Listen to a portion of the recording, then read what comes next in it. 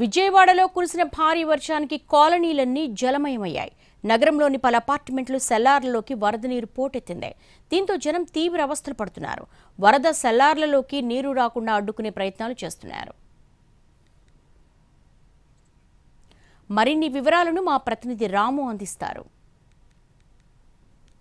కూడా జలమయం అయిపోయాయి. దానివల్ల అపార్ట్మెంట్ల లోపలికి నీళ్లు వెళ్ళిపోయి అపార్ట్మెంట్లోకి వెళ్ళిపోయిన నీళ్లని అడ్డుకోవడానికి మనం చూడొచ్చు. అక్కడ అటువైపు కనుక చూస్తే అక్కడ ఆయన అటు అడ్డంగా పెట్టుకుని దానికి అపార్ట్మెంట్ లోపలికి నీళ్లు వెళ్లకుండా అక్కడ అడ్డంగా ఒక దీన్ని కట్టి కూడా అడ్డంగా నిలబెట్టినటువంటి పరిస్థితి అయితే ఉంది. సార్ చెప్పండి, ఎట్లా అంటే ఇక్కడ పరిస్థితి ఎప్పుడు ఇలాగే ఉంటుందా? ఏమైనా అంటే ఇంత వాన పడడం వల్ల ఇలాంటి పరిస్థితి ఉందా? లేదండి, గత 10 సంవత్సరాల్లో నేను చూసినప్పుడు ఎప్పుడు ఇంత వర్షం లేదండి. ఇది ఫస్ట్ టైం. అసలు 30 సంవత్సరాల లోపల ఇంత వర్షం ఇప్పుడు లేదట.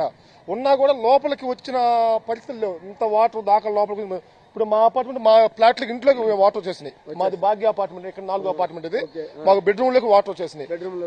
అలాగే మా ఎదురు అపార్ట్మెంట్ మొత్తం సెల్లార్ మొత్తం మునిగిపోయింది. 4 కార్లు మొత్తం వాళ్ళ కార్లు మొత్తం దేనికి పనికి రాకుండా పోతాయండి. అది ఇప్పుడు ఇంజిన్ పెట్టి తోడుతున్నారండి. మొత్తం నీళ్లు కూడా మొత్తం తోడుతున్నారు. మధ్యాహ్నం ఉదయం 11 గంటల బాగానే ఉందండి. 11 నుంచి మొత్తం ఉధృతి పెరిగిపోయి మా బెడ్రూమ్ లోకి మొత్తం నీళ్లు వచ్చేసినాయి. మా వాషింగ్ మెషిన్లు చెడిపోయినాయి. దాదాపు ఫ్రిడ్జ్లు కూడా నీళ్లు వచ్చేసినాయండి.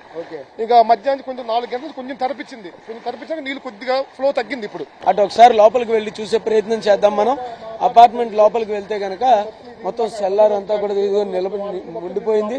ఇది లోపలికి మొత్తం అంతా కూడా నీళ్లంతా కూడా లోపలికి వెళ్ళిపోయినటువంటి పరిస్థితి అయితే ఉంది. ఆ లోపలికి చూస్తే ఫ్లాట్లోంచి నీళ్లు తోడుకున్న తర్వాత పరిస్థితి మనం ఇప్పుడైతే చూస్తున్నాం. ఇంత దారుణంగా నీళ్లు ఎత్తిపోసుకోవాల్సిన పరిస్థితిని ఎలా అనిపిస్తుంది? అంటే దీన్ని ఎవరూ చేసే పరిస్థితి. ప్రకృతి వైపరీత్యము ఇప్పుడు ఒక్కసారిగా వచ్చేసింది. ఓవర్ నైట్ వచ్చేసినప్పుడు గవర్నమెంట్ లో ఏం చేయలేని పరిస్థితి ఒక్కసారిగా. ఎందుకంటే ఇప్పుడు 400 మంది ఉన్న చోట ఇప్పుడు 40,000 మంది ఉన్నాము.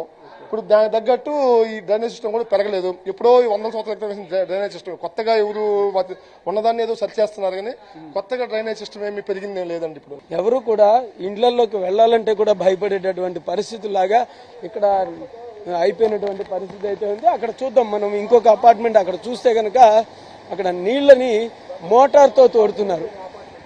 మోటార్ పెట్టి తోడుతున్నటువంటి పరిస్థితి. ఇంత మోటార్ పెట్టి తోడుతున్నప్పటికీ కూడా అంటే లోపలికి మొత్తం అంతా నీళ్లు వెళ్ళిపోతే దాన్ని మొత్తం అంతా బయటికి తోడితే అవి మళ్ళీ లోపలికి వెళ్లకుండా ఉంటాయా? అంటే అపార్ట్మెంట్స్ అన్ని కూడా కంప్లీట్ గా పాత కన్స్ట్రక్షన్స్ కూడా కొంత ఇక్కడ కారణం కావచ్చు. ఇంకొకటి మొత్తం అంతా కూడా మునిగిపోయినటువంటి పరిస్థితి.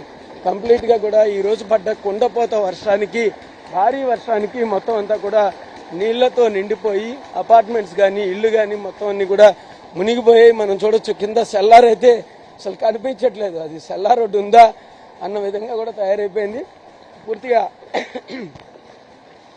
కంప్లీట్ గా ఇక్కడ సెల్లార్ రోడ్డు ఉందా అని అనిపిస్తుంది. ఇక్కడ చూస్తే కనుక ఇది ఏమండి, ఇది సెల్లారేనా?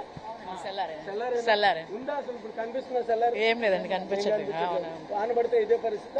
మార్పు ఉంటుందా? ఏముండదండి, మార్పు ఇంకా ఎక్కువ వస్తాయండి. లోపల కూడా వస్తాయి. ఇందాక అక్కడ దాకా ఉన్నాయి, ఇప్పుడు మరి ఇక్కడ దాకా పోయినాయి. కొంచెం అవి లాగించాలి మళ్ళీ నీళ్ళన్నీ. వస్తున్నాయండి, మరి తప్పదుగా.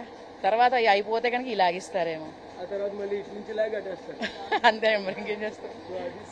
ఏదైనా మొత్తానికి ఇక్కడ ఉన్న వాతావరణం చూస్తే మాత్రం సెల్లార్ ఉంది అంటున్నారు. మనం చూస్తే సెల్లార్ ఎక్కడుందో కూడా కనబడతలేదు.